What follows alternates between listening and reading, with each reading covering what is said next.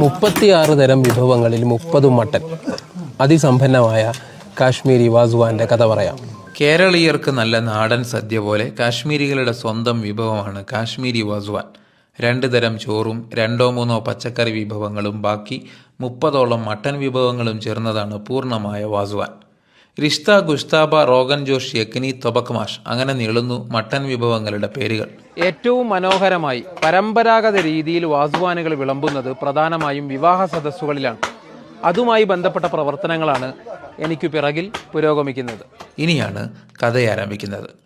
കുപ്വാരയിൽ എൻ്റെ ഒരു സുഹൃത്തിൻ്റെ വീട്ടിൽ വിവാഹത്തിൽ പങ്കെടുക്കാനെത്തിയതാണ് ഞാൻ. വരവേൽക്കുന്നത് വളരെ വ്യത്യസ്തമായ ചില കാഴ്ചകളാണ്. വാസുവാൻ പാചകം ചെയ്യുന്നതിനായി വിവാഹത്തലേന്ന് അതിരാവിലെ തന്നെ കലവറ സജീവമാകും. മട്ടൻ മാംസം അടിച്ചു പരത്തി ഉരുളകളാക്കി വേവിച്ചെടുക്കുന്നതാണ് റിഷ്ത, ഗുഷ്താബ എന്നീ 2 വിഭവങ്ങൾ. ഏറെ നേരമെടുത്താണ് മാംസം ഇതിനായി പരുവപ്പെടുത്തിയെടുക്കുന്നത്. ആദ്യത്തെയാൾ മാംസം ചെറു കഷ്ണങ്ങളാക്കുന്നു. അടുത്തയാൾ ചെറിയ രീതിയിൽ അടിച്ചു പരത്തി മൂന്നാമന് കൈമാറുന്നു. മൂന്നാമൻ്റെ ഉഴവും കഴിഞ്ഞ് പിന്നീട് മാംസത്തിലെ പാടകളെല്ലാം കളഞ്ഞ് ആവശ്യമായ മസാലകൾ ചേർത്ത് പൂർണ്ണ തോതിലാക്കിയെടുക്കുന്നത് 4-മനാണ്. 5-മൻ നിശ്ചിത വലിപ്പത്തിൽ അത് ഉരുളകളാക്കിയെടുക്കുന്നു. ഒരേ താളം, ഒരേ ലക്ഷ്യം. ഏറെ നിർവികാരനായി ഇദ്ദേഹം ഈ കൊത്തി എടുക്കുന്നത് മട്ടൻ കബാബിന് വേണ്ടിയാണ്. ഇടയ്ക്ക് മുളക് പൊടിയും ചേർക്കുന്നുണ്ട്. അടുപ്പുകൾ തയ്യാറാക്കുന്നതിന് കല്ലുകൾ ആവശ്യമില്ലെന്നതാണ് മറ്റൊരു കൗതുകം. നിശ്ചിത ക്രമത്തിൽ മരങ്ങൾ അടുക്കി വെച്ച് കത്തിക്കുന്നു. അതിന് മുകളിൽ നേരെ പാത്രങ്ങൾ വെക്കുന്നു. ചുരുങ്ങിയ സ്ഥലത്ത് വളരെ കുറഞ്ഞ അളവിൽ മാത്രം വിറകുകൾ മതി എന്നതാണ് ഈ രീതിയുടെ ഒരു ഗുണം. ആഹാ, ഈ കാഴ്ചകൾ എനിക്കിത് ആദ്യമാണ്.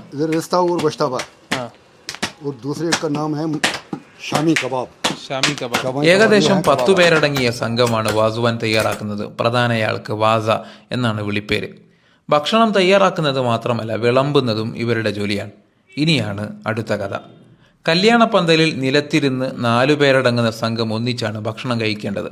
4 പേർക്ക് ഒരു പ്ലേറ്റിൽ ഒരേ അളവിൽ വിഭവങ്ങളെത്തും. കൂടെ 4 പേർക്ക് ആവശ്യമായ ടിഷ്യൂ, പല്ലുകുത്തി, സോപ്പ്, കുടിവെള്ളം, പിന്നെ 4 കവറുകളും. ഈ കവറുകളാണ് വിവാഹ സദസ്സിലെ മറ്റൊരു ഹൈലൈറ്റ്. അതിലേക്ക് ഞാൻ വരാം. കൈകൾ കഴുകാൻ ഇരിക്കുന്നിടത്തേക്ക് വെള്ളമെത്തും. ഈ പാത്രങ്ങൾക്ക് താഷ്തിനാർ എന്നാണ് പേര്.